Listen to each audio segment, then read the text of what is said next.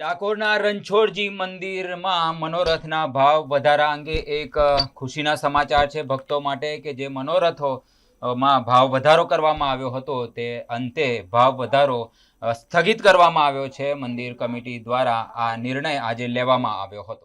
ડાકોર મંદિરમાં મનોરથોના ભાવ temple committee દ્વારા 4 ગણા કરવામાં આવ્યા હતા. ભાવ વધારા બાબતે સેવક પૂજારીઓ અને ભક્તોએ વિરોધ નોંધાવ્યો હતો. વિરોધ નોંધાવતાની સાથે જ ટેમ્પલ કમિટી દ્વારા સેવક પૂજારીઓ સાથે બેઠક કરવામાં આવી હતી. બેઠકમાં ડાકોર ટેમ્પલ કમિટીના નવનિયુક્ત ટ્રસ્ટી ગિરીશભાઈ દાણી હાજર રહ્યા હતા.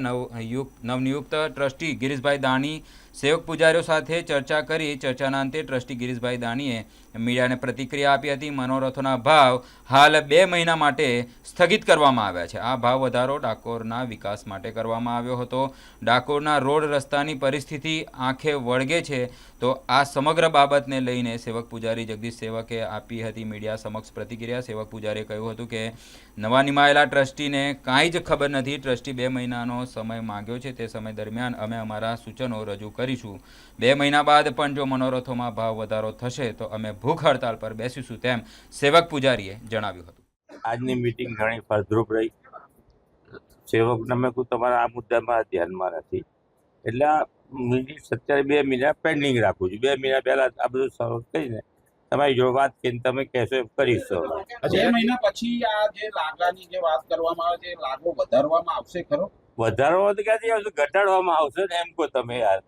તમે વાત કરો છો યાર. તો સર પ્રશ્ન એ છે કે આ લાગો વધારવા કેમ પડ્યો? તમે જુઓ મંદિર, આપણું ડાકોરનું મંદિર કેટલું બેકવર્ડ ગણાય છે. જાઓ દ્વારકા જાઓ સોમનાથ જાઓ. અરે હું તો કહું જોઈએ આ બધું બરોડા કરે છે એ મંદિર પાવાગઢ છે, કેટલા રૂપિયા ત્યાં આવે છે. આ મંદિરની આવક થોડીક બી સુધરશે તો અહીંયા તો નગરપાલિકા કોઈ કામ કરતી નથી. બહાર નગરપાલિકાનું કામ બી આપણે ઉપાડી લઈએ ને ડાકોરે થોડું ચોખ્ખું બનાવીએ તો પબ્લિકને આવવાનો મૂડ છે. એટલા માટે મેં તો બધું કરેલું છે. એટલે આ લાગો જે વધારશો એનાથી પૈસા આવશે એ પ્રજાહિતમાં વપરાશે. પ્રજાહિતમાં વપરાશે ચોક્કસ. પણ હવે સેવક ભાઈઓ વિરોધ કરી રહ્યા છે તો તમે એવું કહો છો કે ઘટાડવાનો છે આગામી દિવસમાં? ના, મેં એમને શું કીધું કે 2 મહિનામાં આપણે ઇન્ટરનલ કોન્ફરન્સ મીટિંગ કરીશું અને તમને ને મને ન્યાય થશે એ આપણે કરીશું. ખાસ વાત એ છે કે આજે તમે પ્રશ્ન જે કહ્યો કે નગરપાલિકાનો જે પ્રશ્ન છે એ અમે એને સોલ્વ કરીશું. એટલે સરકાર સોલ્વ નહીં કરે, તમે મંદિરના ટ્રસ્ટીઓ સોલ્વ કરશો.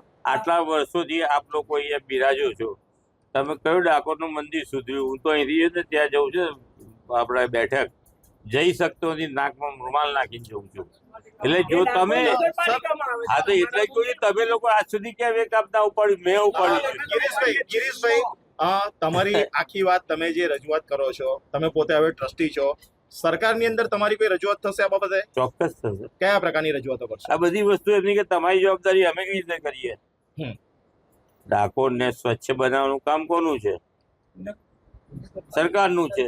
એટલે આ લાભો જે વધારવામાં આવતો હતો એ પ્રજાલક્ષી કામ કરવા, ડાકોરનો વિકાસ કરવા માટે ચોક્કસ ચોક્કસ.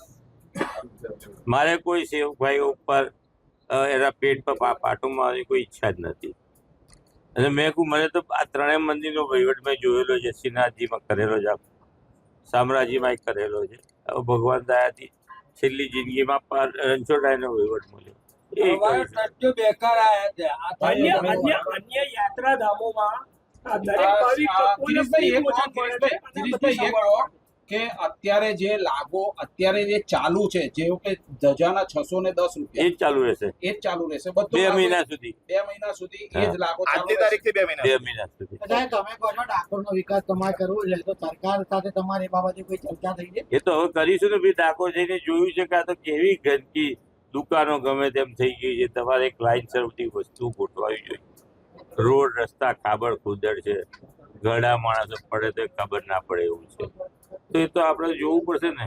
આના માટે સ્થાનિક ધારાસભ્ય અને સંસદ સભ્યએ આ અંગે કંઈ કર્યું છે ખરું? એ મને ખબર નથી. કેમ ના ઉપાડી શકે? મારું નામ જગદીશભાઈ સેવક.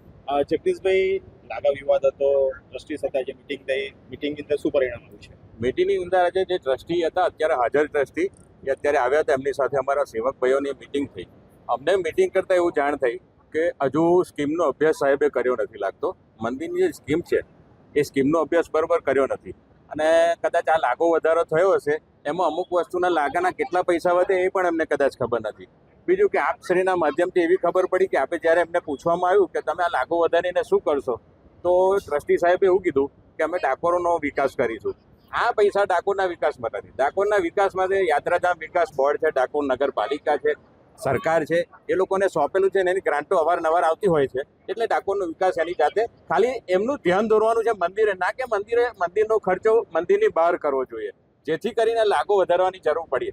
લાગો એટલા માટે અમે ના કહીએ છીએ કે મંદિર પર કોઈ આફત નથી કે કોઈ એવી ઇન્કમ સોર્સિસમાં ઘટ થઈ હોય મંદિરને. એટલા માટે મંદિર જેમ યથાવત ચાલતું હતું અને બરોબર આગળ ચાલવાનું જ છે અને આવકનો કોઈ ઘટાડો નથી. કેમ કે અમે પગાર પૈસો લેતા નથી, સ્કીમની અંદર ઉલ્લેખ નથી અમારા પગાર પૈસાનો. અમે કેવલ અમારા વારાના અધિકારી છે, ઠાકોરજી પાસે બેસવાના અધિકારી છે ને અમે પ્રસાદના અધિકારી છે.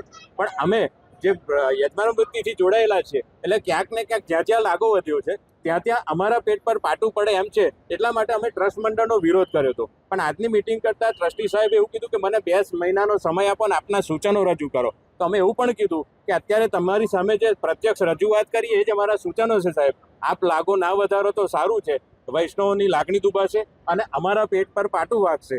તો પણ એમણે 2 મહિનાનો સમય માંગ્યો, તે અમે ચલાવી દીધું છે કે અમે 2 મહિનાની આવતીકાલની તારીખમાં અમે અમારા સૂચનો મોકલીશું. ભલે તમને મૌખિક અમે રજૂઆત કરી, આવતીકાલની તારીખમાં અમે અમારા સૂચનો આપીશું અને એ સૂચનોના આધારે અમે એવું વિચારીએ કે આનો આ જ જૂનો લાગો જેમ કે 610 રૂપિયા ધજાનો લાગો છે, એવા બધા જ તમામ મનોરથોના લાગા જૂના જ રહે અને વૈષ્ણવોને પરવડે અને ઠાકોરજી એમની પર રાજી રહે, અમારી પર રાજી રહે એવી અપેક્ષા રાખો. 2 મહિના પછી તમારી વાત સાંભળવામાં નહીં આવે અથવા નવો ભાવ દર લાગુ કરી દેશે તો શું કરશો?